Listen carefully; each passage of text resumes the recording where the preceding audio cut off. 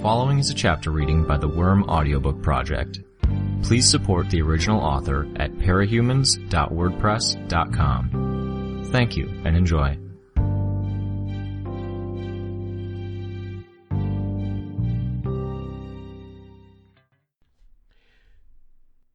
Touché, PRT. You got me. Touché. You're attempting to reach Glenn Chambers, co-president of Faceti. For our mutual convenience, please categorize your message. Press 1 to contact my personal assistant, who can get your message to me in text ASAP.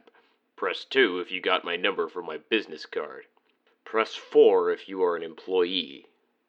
Press 5 if this is a personal call. Press 9 if the call is of utmost urgency to put yourself on the line immediately if I'm on the phone, or to set off an alarm if I'm not. I seriously debated pressing 9. I felt like this was a 9. I hit 1 instead. This is James, receiving a call from Mr. Chambers. It's Weaver. I don't know who else to call.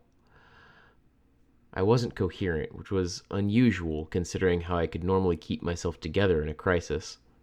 Oh, Weaver, he's actually talking to someone about you right now. I got his attention. He'll be with you in a second. I'm not sure I have a second, I said. There was no response. He wasn't on the line.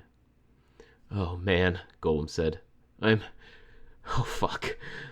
Quite possibly the only person who was as concerned as I was. Glenn here. You should have called earlier. I didn't get a chance, I said. I would have explained, but time was precious here. I imagine you didn't. Well, there's good news and bad news.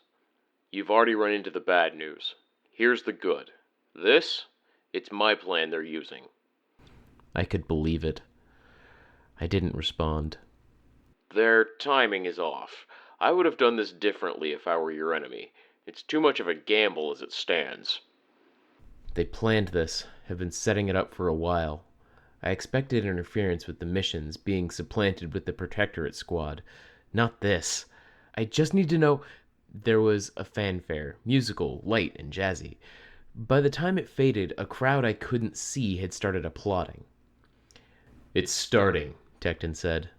He was a pillar of confidence here. Glenn was talking, but I couldn't hear over Tecton and the crowd. I stepped away, my free hand raised to block out the noise. Sounds like the show just started. They have to have leverage against you if they're pulling this. Your probation?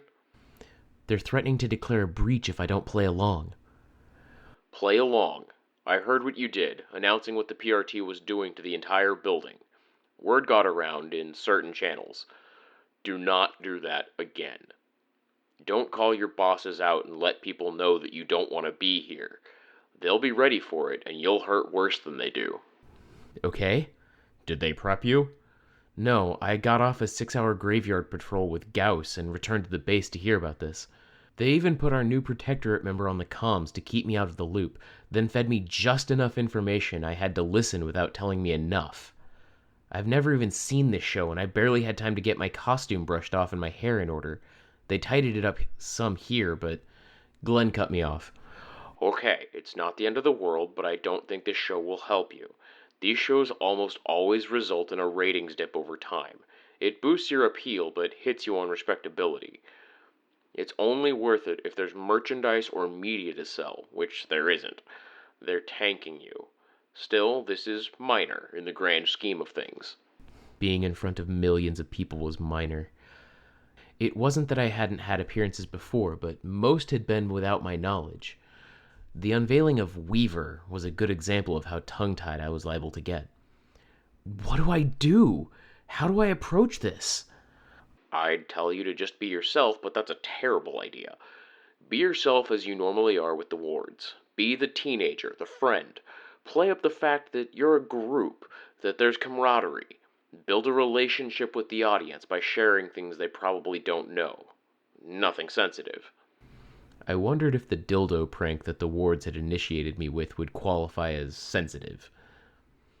More than that, I wondered if I even had enough of a bond with the others, something I could draw on. Be engaging. It's more important to keep the conversation moving than it is to say what you want to say. "Wards!" a woman called out. "All together, hurry up now, you're on in 2 minutes." Like a kindergarten teacher herding students around. 2 minutes, I said. I should go. Good luck. This is the day the strategist needs to take a vacation, understand? Or delegate a task to it. They're putting you out there because they think you'll either take a hit on your reputation or you'll try to be clever and self-destruct. You stand to lose more than they do, and this isn't live, meaning they can pull anything they don't want on the air. I get it, I said. They aren't just giving me enough rope to hang myself with, they've put me in a rope factory. Exactly. Thank you, Glenn. I joined the others. My heart was pounding with enough force that the thumps rocked my entire body. Tecton was the closest to the stage, followed by Grace and Wanton. The core team members, the veterans. Veterans in one sense. Wanton didn't have half the field experience I did, even with our sustained campaign against the local villains, starting to help out in Detroit and trying to deal with that one jerk-ass in Milwaukee who we hadn't managed to pin down. Tecton and Grace were a little more seasoned, but not by a lot. The stage manager was checking the microphones everybody wore. She paused by me and ensured it was plugged in and that the connection was unbroken. I was essentially wearing the same costume I had in the winter, but had skipped the extra layer underneath. I suddenly felt intensely conscious of every wrinkle and all the grit that had gathered up around my ankles and feet as I'd patrolled. The costumes the others wore were immaculate. Wanton had styled his hair to be messy in a good way, and was draped in flowing, dark blue clothing with lighter armor situated across his chest, his waist, his boots, and along the length of his arms. I suspected that the cloth afforded him more protection than the thin plates of metal, but it served to mask his artificial arm. Grace's costume was light, in contrast to the dark of Wanton's. Her new costume was white cloth, almost a martial artist's outfit, but designed to offer more coverage. Reinforced pads were situated at every striking point, complete with studs to offer more traction and focused impacts. There wasn't a single hair out of place beneath her combination headband, hairband, and mask. She had glossy, wavy locks that I was a little jealous of, and a trace of lipstick. I wish I'd considered some makeup. Not that I wore a lot, or that I'd had the time. I had only what they'd given me in the studio, and they hadn't gone overboard, on the assumption that I'd keep my mask on. No, if anything, it forced me to keep it on. Heavy eyeshadow to make it easier to see my eyes behind the blue lenses. Cuff seemed to be in the same department as Grace. She'd done herself up with a more ornate braid to her hair, and had altered her costume a fraction to allow more decorative tailoring at the ends of each panel and the nose of her visor. Slivers of skin were visible between some slats of armor at the upper arms and collarbone. Of everyone here, she seemed the most excited. She wouldn't sit still, but she was smiling, and it was a genuine expression. That left Annex and Golem. Golem was uncomfortable, and I couldn't blame him. Like me, he had details he'd want to hide. His family, his background, the fact that he was in foster care. His costume, too, was a work in progress. It was a resource for him, and maximizing that resource often set him back in the appearance department. Annex, by contrast, had settled into a look. It was plain, intentionally so. The white cloak was form-fitting, with ribs to keep the fabric straight and close to his body so it was easier and quicker to absorb. "Grace," Tecton said. "No swearing." Wanton snickered a little. Tecton pitched his voice lower. "Golem, you've got to stop calling adults sir while you're in costume. You do it as a civilian, dead giveaway. Hasn't mattered up until now, but this is the test." "I probably won't say much," Golem said. "I'm so nervous I feel like I need to puke." "No puking," Wanton said. "No puking is a good idea," I agreed. "Weaver," Tecton said. He gave me a look with only his eyes visible behind his helmet. "I don't even know. But I've kind of gone the extra mile for you, and you've done a lot in return, but..." The stage manager stooped down a little to talk to us, even though Tecton and I were both taller than her. "Alrighty, guys, you're on in 5, 4... "I still owe you one. I'll be good," I told Tecton, just under my breath. 1! Jazzy fanfare played. As if that wasn't cue enough, the stage manager gave us a little prod, literally pushing Tecton forward. It was surprising how small the studio was. Both the stage with its slate gray floor and fake cityscape behind it, and the studio audience. Tecton led the way to the half circle of a table with the 3 hosts on the far side. The largest chair closest to the host was undoubtedly his, shipped here by the PRT so he could sit down in his armor without crashing to the floor. We sat down. Tecton, Grace, Wanton, me, Annex, Cuff, and Golem, in that order. The music died as we took our seats, opposite the 3 hosts. An adult man, African-American by the looks of it, a woman with peroxide blonde hair, and a girl who could have been her daughter, a brunette who bordered on overweight with a winning smile and an overly generous chest. "Welcome back to Mornings with OJ and Coffee," the woman said. "School's out for the day and we've got the Chicago Awards here for breakfast. Good morning, guys." We voiced our replies. Wanton gave me a look, smiling, and I made myself smile as well. The young girl gave a small wave. "So nice to meet you. We've had a team here before, but you guys have definitely changed things up since. Campanile was the team leader then." "Campanile graduated to the Protectorate a little while ago," Tecton said. "He said to say hi." You were there too, weren't you?" Coffee, the man said. "In my old costume," Tecton said, "which I'd prefer we didn't talk about." There were chuckles from the hosts at his comment, and the audience echoed them. It was oddly surreal. I intended no offense to Tecton in thinking it, but the comment just wasn't that amusing. "The updated costumes look good," Coffee said. "We can thank Weaver for that. Any cloth you see is spider silk," Tecton said. "Spider silk, wow!" This from the blonde woman. "Cuff and I sort of missed out on that front," Tecton added. "I don't know whether to be amazed or freaked out," the younger woman said. "We had a giant Japanese crab on the show just a month ago, I think. Joe had to leave the stage," Coffee said. "I think she's a little nervous with Weaver here." "That was so embarrassing," the young woman said. I made a mental note of her being Joe. "And you're never going to let me live that down." More laughter. Oh, hell, I thought. It was all so fake. Fake responses, fake conversation, the personalities, the way they were over-talking. It was like they'd taken everything that irritated me and condensed it into this, and situated it all in front of countless viewers so I couldn't even respond the way I wanted to.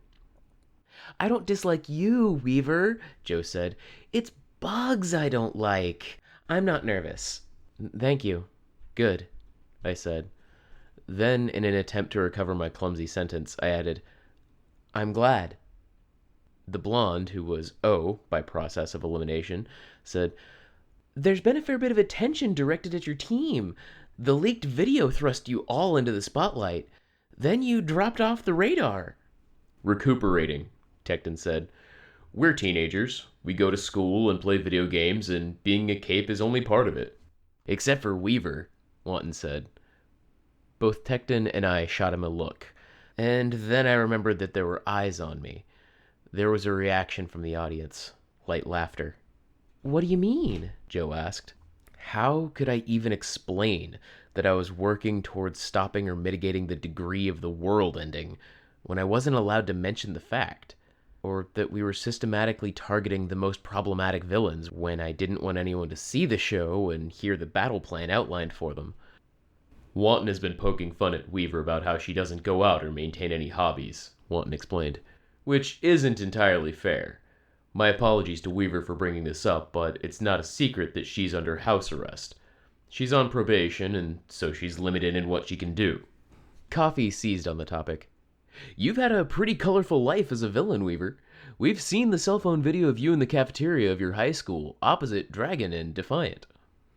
I felt simultaneously glad that the conversation was moving, and horrified that I was the subject. I blamed Wanton. "Still," I said, "clock blocker too.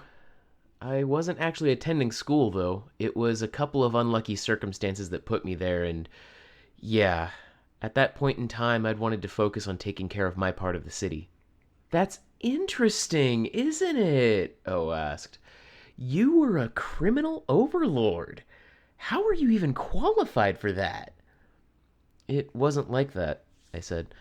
I was more nervous now, half convinced I was damning myself further with every sentence.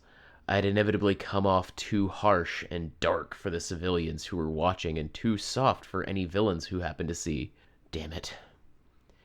Taking the territory and being a villain there were two independent things. Related, but different. It was after Leviathan attacked. Food, water, shelter, and safety were hard to come by. It was a way to help. If I'd been a solo hero then, I'd have done much the same thing. I'd have been gentler, but yeah. With less money to spend, I thought. I'd avoided mentioning I was an undercover, aspiring hero when I started out. That had never worked out for me, and only complicated things. And Alexandria? I think everyone's curious about your thoughts there.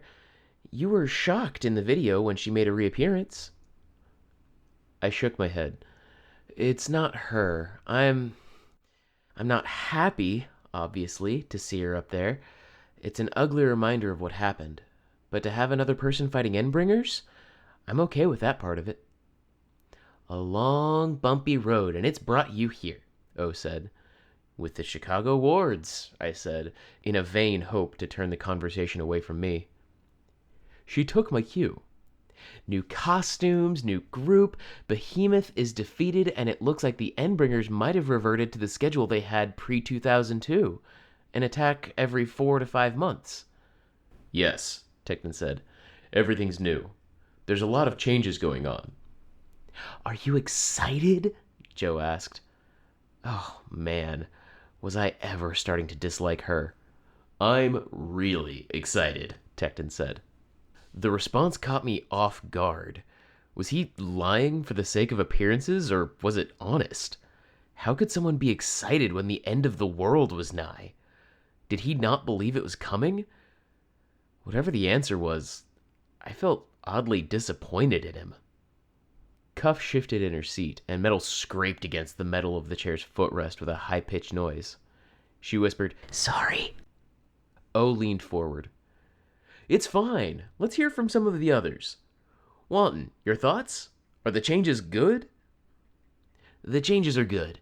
I give Weaver a hard time, but she really kept us alive. She did, by the looks of what happened in that video, O said, bringing the conversation back to me. Again. Grace? She asked. Thoughts on your team member? If you told me way back on the first time we met that I'd come to respect her, I'd have been surprised. Joe looked at me. Does that bother you? No. I respected and liked the Chicago wards right off the bat, but I don't blame them if there was any suspicion, I said. Pretty generous. If anything, I was pretty amazed by how they all pulled together in New Delhi. 3 of them were new, 2 hadn't even been in a real fight before, and they went up against Behemoth? Cuff was perched on the edge of her seat, doing her best not to move and make things squeak again. She had the ability to liquefy the metal touching her skin, which would have eliminated the problem, but the act would have ruined the look of it. Part of that stiffness was anticipation, like a child who hadn't done their homework, sitting at their desk and dreading the moment where the teacher called on them. A stark contrast to her excitement earlier.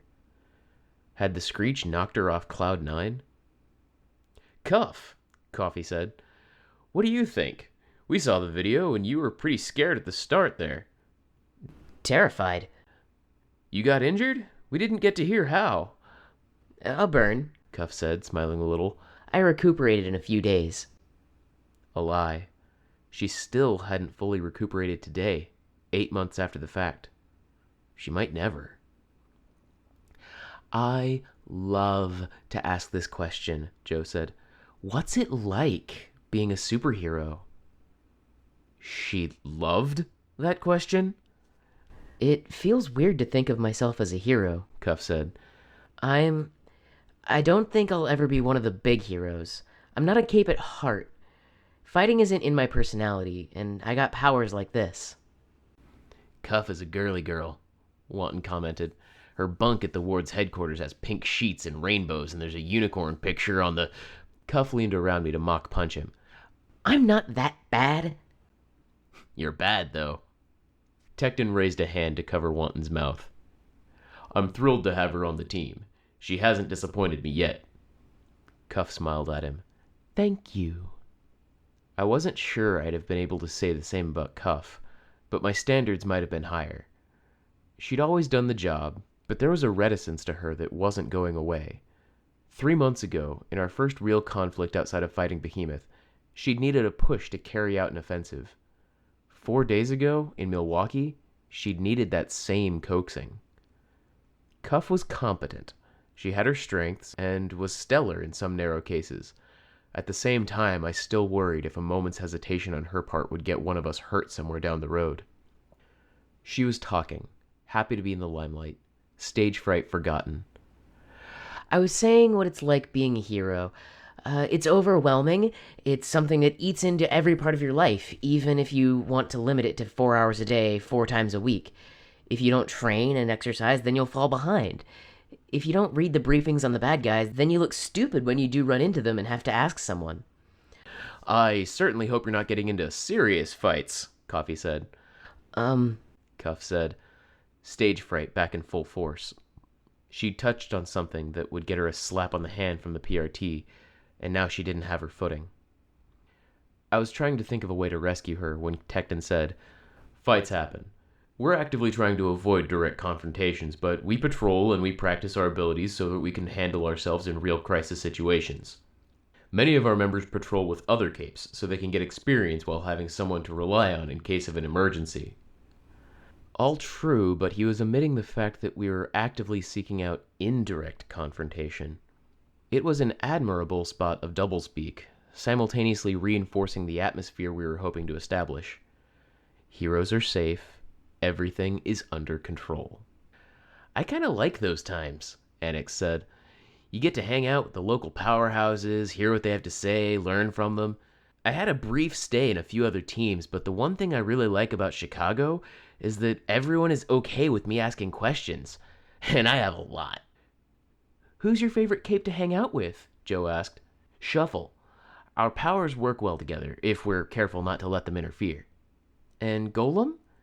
I can almost guess. When Campanile appeared in the evening news, he had some promising words to say about the Protectorate's newest member. And when he asked him who the most promising new recruit in the wards was, he named you. Golem said. Yeah. Do you think you can live up to that? I hope I can, Golem said. The conversation was faltering. I thought of what Glenn had said, showing some of the bonds between the team members. If I had one with anyone, it was with Golem. The running, the shared perspective on the end of the world, the fact that we were both Brockton Bay natives. Everything Tecton has been saying about Cuff is true for Golem, I said. If he's getting praise from the heroes, he deserves it. He's a classic hero at heart. A classic hero? Coffee said. He's like Tecton. Grace and Annex are too, to a lesser degree. He's genuinely good-natured and kind. When everything starts falling apart, he's still there, naturally courageous. I like how I'm omitted from the list, Wanton said. Only person who hasn't been praised so far. I think you're awesome, Joe said, smiling. The audience cooed. Golem's steadfast, I said. He's working out, he's studying hard for both regular school and Cape stuff. And with all that's going on, he's still generous enough to help me out with my stuff. Like Tecton said, I'm limited in where I can go and when, and Golem helps with that. The running primarily, but not wholly that. He'd walked with me to the mall once or twice. I didn't want to share details, though, in case people decided to try to find us while we were out, with Golem not in costume. Do relationships develop in this environment? O asked. Anything besides friendship? If you're talking about Weaver and me, then no, Golem said. We're friends. Friends, I asserted. You had a thing going on with Gru, Wanton chimed in. And this is the 3rd time you've turned the conversation awkwardly back to me, I retorted. He gave a sheepish grin. A tender moment on the battlefield, O said. I think a lot of people were surprised. It was a personal moment, I thought. If I harbored any ill will towards Glenn, it was for that. He deleted sound or video where it gave up identifying details, like the nature of Cuff's injury. He hadn't erased the scene with the woman in the suit, but the reception hadn't held up in that deep underground, so there was no need. He'd also been kind enough to erase the scene where Imp had promised to get revenge on Heartbreaker. The villain hadn't been notified of her plan. But all of the bonding, the closeness, leaving interactions with Rachel open for hundreds of millions of people to speculate on, that was scummy. Necessary on a level, but still scummy. I hadn't replied to his statement. I almost wanted to let the silence linger awkwardly, just to nettle them and drive home that it wasn't their business. Joe didn't give me the chance. You talked about Tecton and Golem as naturally heroic people. What about you?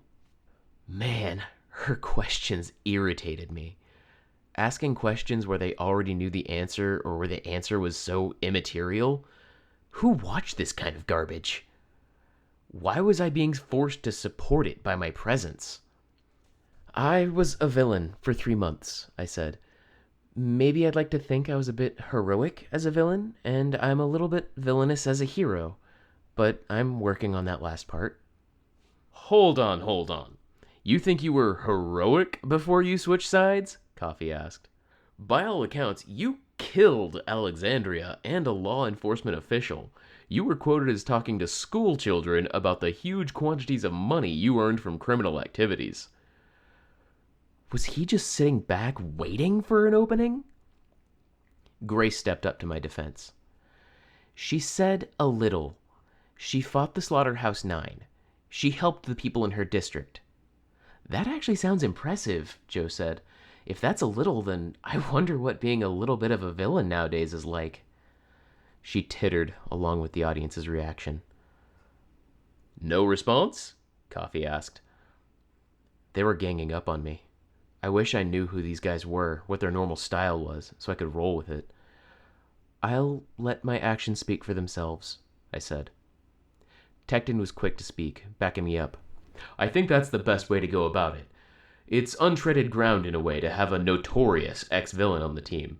Whatever happens, people are going to wonder where she stands, if I've been corrupted by association, or if this is all some elaborate scheme. But we can work on it. She can keep doing good work, and hopefully a few months or years down the road, I'll still be able to say that Weaver's a good person at heart, and that she's done a lot for the good of the city and the world, you know? Some people won't be convinced no matter what she does, but time and reliability should let Weaver prove her worth. Makes sense, O said. We're rapidly approaching another ad break. I don't suppose we could get any of you to step up to the plate? A demonstration of powers, a neat trick? I almost volunteered, but then decided against it. I didn't want to spend more time in the spotlight. Annex stood from his chair. One of the new members! Excellent, Joe said.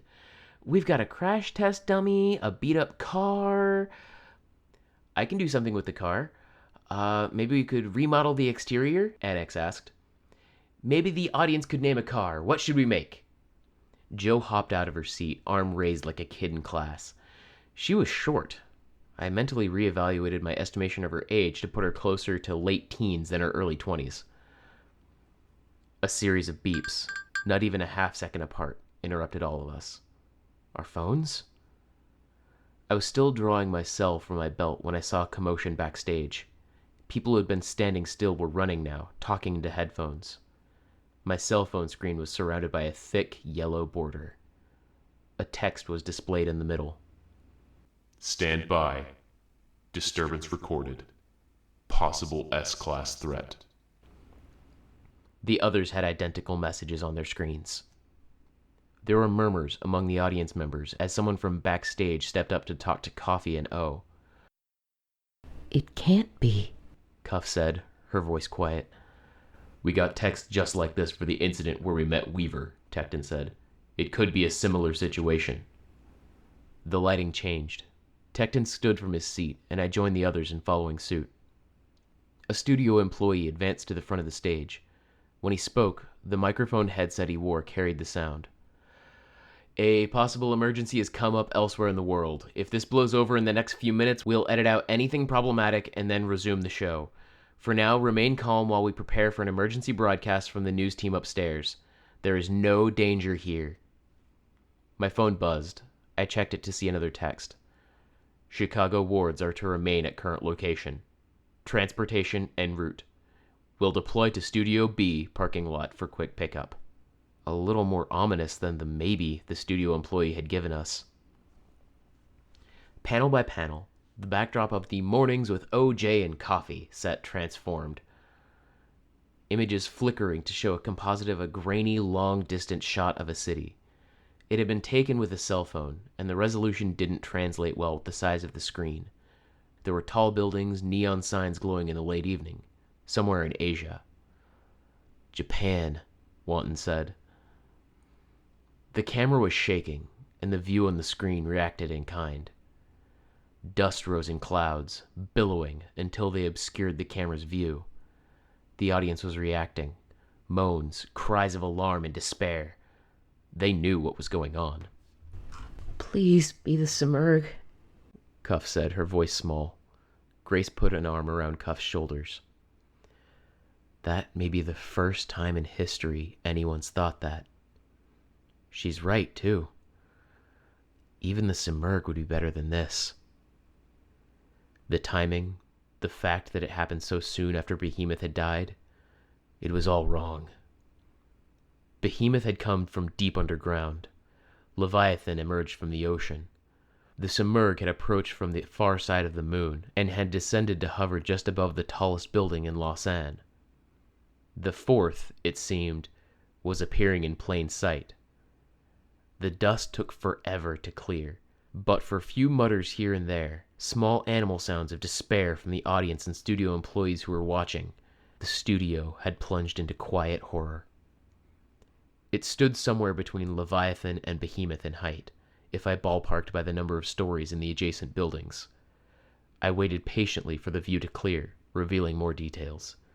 Clues, as if there was a solution to what we faced here. I pegged him as a he before I saw too much else. He was broad, a Buddha in physique, if more feral in appearance.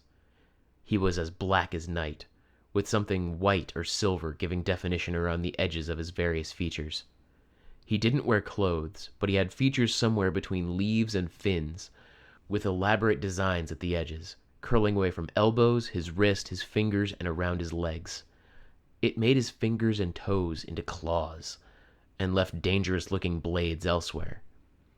His face was a permanent snarl, frozen in place, his teeth silvery white behind the ebon lips. Tendrils like the whiskers of a catfish marked the corners of his mouth.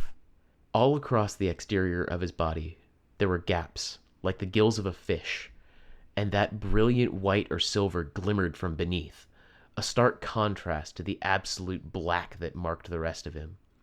It made me think of a tiger, and at the center of it all, quite literally, there was a perfect sphere of that same material, a marble or a crystal ball, his body perched on the upper half, and his legs attached to the lower half. Arms extended out to either side. He took a step, almost waddled. He floated as though he were walking on the moon. "He's not a fighter," I murmured. "No," Tecton agreed. "What is he?" Grace asked. People were fleeing, still in close proximity to the site, evacuating tall buildings. The Endbringer stopped and extended a hand. His arms weren't long enough to reach around his girth, but his upper body rotated on the sphere that formed his midsection, giving him the freedom of movement needed. The camera shook as he used his power, and an unseen cameraman had to catch it before it fell. A faint glowing line appeared on the ground, a perfect circle. The light gradually intensified, reaching higher, and the space within the circle seemed to darken in equal measure. It moved, the circle roaming, the glowing lines adjusting to scale obstacles and account for higher ground and dips in the terrain. When it intersected a building, the effect became clear. Barely visible with the camera's range, they were nonetheless a blur, moving within the circle's perimeter. "They're trapped," Golem said. "He's manipulating time in there, and they're trapped." Golem was right. How many days were they experiencing in there with only the food they had on hand? Was water reaching them? There didn't seem to be power. Oh God, Cuff said. Why isn't anyone stopping him? There's no heroes on scene, Tecton said. Japan doesn't have many dedicated heroes anymore. It took 6 or 7 seconds for the blurring of their movements to slow. In another second, it stopped altogether. He left his power where it was. The glass on the building's exterior cracked. Cracks ran along and through the other material, in the street and at the edges of the structure. It leaned, then toppled, and the destruction was contained inside the effect. Wanton spoke, almost hesitant. Doesn't it remind anyone of... Yes, Grace said. The barrier, the time manipulation, it's similar. Similar to what we did. All in all, the Endbringer was there for a minute. The effect moved on, and it left a ruined husk of a building behind.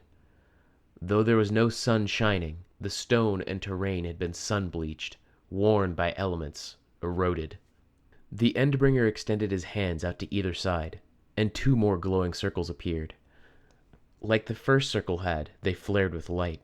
Like the first, they moved, drifting counterclockwise around him.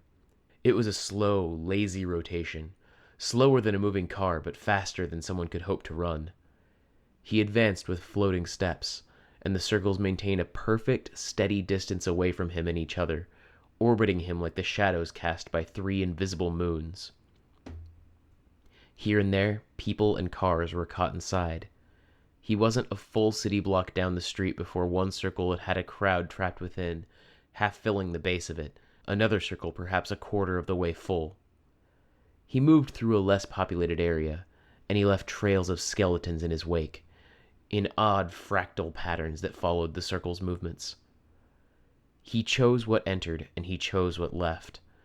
An attack form that couldn't be defended against, only avoided. Movers will be important, I said. Maybe Shakers too, if we can find a way to stop him or his circles from progressing. His threat level depends on how fast and how much he can move those time-stop areas. There was no reply from the others. I glanced at Cuff, and I saw that she was hugging Grace. She was silent, but tears were running down her face. Grace was more resolute, but her eyes were wet. The timing was wrong. Strategy, figuring out a battle plan, it was crucial here. The first attacks were often some of the worst for Cape casualties, if not necessarily for the overall damage done. Too many lives would be lost in finding out his general capabilities. But it didn't matter. I reached out and took Cuff's hand, holding it. A glance in the other direction showed me Golem. I took his hand too. This was the key thing in this moment. Not the future, what came next. Support, morale, and being a team in the now. Silent, we watched as the heroes engaged. Eidolon and Legend joined the Japanese heroes in fighting the unnamed Endbringer, keeping a safe distance. One circle disappeared, and the Endbringer reached out. Defending capes were too slow to escape the perimeter before the effect took hold, a new 3rd circle forming. Eidolon tried hitting the effect with 3 different powers, but it didn't break. No, no, no, Cuff whispered. In a minute, the capes were dead. Our phones beeped, and I felt a moment's despair. We'd have to fight this thing. Ship is outside if you want it, Chicago wards. Attendance not mandatory. Temp code name is Konsu. Cuff said, staring down at the phone. I'm staying. Okay, I said. You're going? She asked. I nodded. She nodded back, swallowed hard, before she turned her eyes back to the screen. In that moment, the Endbringer, Konsu, reversed the direction the circles were drifting, extending the distance they were orbiting around him in the same movement. Capes who'd been trying to time their advance to close the distance to Konsu were caught. 4 trapped and doomed to die a slow death. A 5th caught between a building and the orb's perimeter as the circle continued its rotation. When the circle had left the building behind, there was only a bloody smear where the fifth cape had been. Skeletons for the rest. Now he stood still, weathering attacks with the same durability the other Endbringers had. Damage to his flesh exposed silver, and damage to the belly or other silver parts showed ebon black. The onion-like layers Tattletale had described, plain to see. I tore my eyes from the screen, marching towards the emergency doors. So much was wrong with this. It wasn't fair. It wasn't right. Fucked on so many levels. A woman was sobbing in the hallway as we passed. A group of 20-somethings in dress shirts sprinted down the hallway carrying bags. The Dragoncraft was waiting for us outside, ramp doors open. Odd to see the sky so bright when the battlefield was shrouded in night. We stepped inside, entering the center of the craft.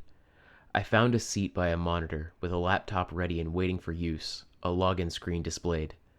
The monitor was showing the battlefield roving over the dead, the buildings that had collapsed under the weight of years.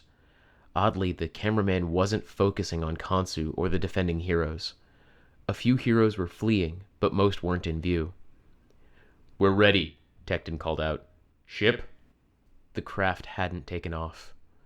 My growing sense of dread was confirmed as the image on the monitors changed. Even with those circles being as devastating as they are, it wasn't enough. There wasn't the same broad scale, the promise of lingering devastation. No, there was something more to Khonsu. The monitors showed him in a different city. A caption on the bottom of the screen showed the words, Cape Verde. He'd teleported halfway around the planet. All of the problems with getting to Endbringer fights on time, with mobilizing and dealing with the fact that half our best teleporters and movers had been slain in past battles. He was capitalizing on that weakness. My phone vibrated to alert me to a new text. I didn't need to read it to guess what it said. I read it anyways. Stand by. No, I whispered to myself. The heroes were engaging now. Legend and Eidolon had caught up. Khonsu had situated himself near some kind of military installation, and they'd wasted no time in readying for a fight. Missiles and shells exploded around him.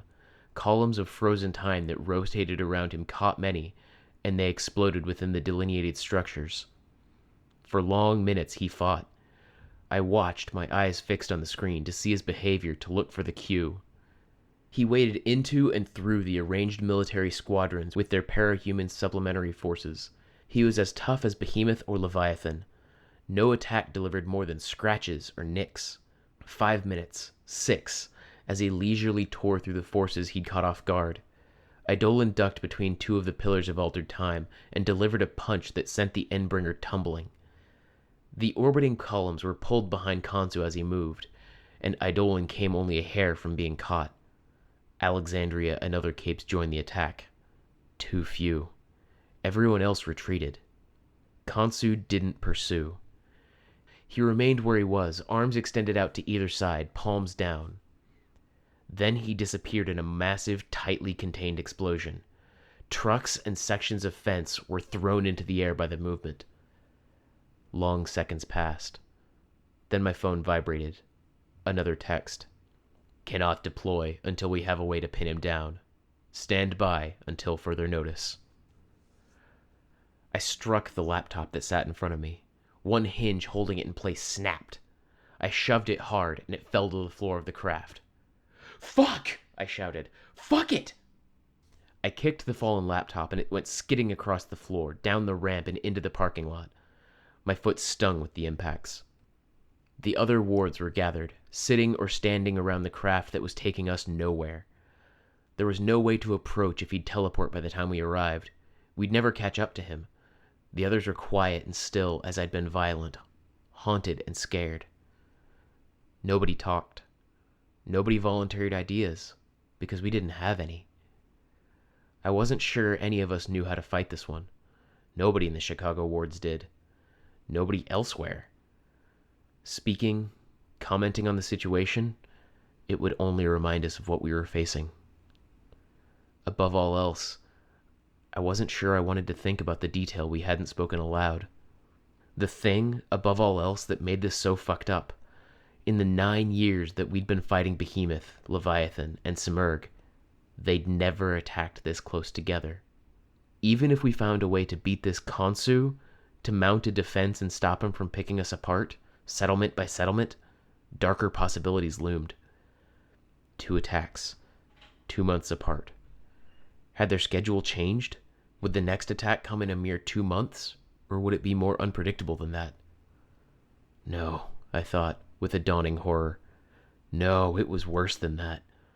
The Endbringer's schedule of attack had always depended on the number of Endbringers in the rotation. If they were keeping to their usual roles, it promised a 5th waiting in the wings.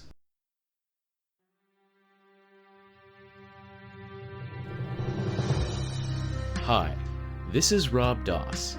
You just finished listening to a chapter from Arc 25, Scarab, from the web serial Worm by J.C. McCrae. This production is brought to you by the Worm Audiobook Project.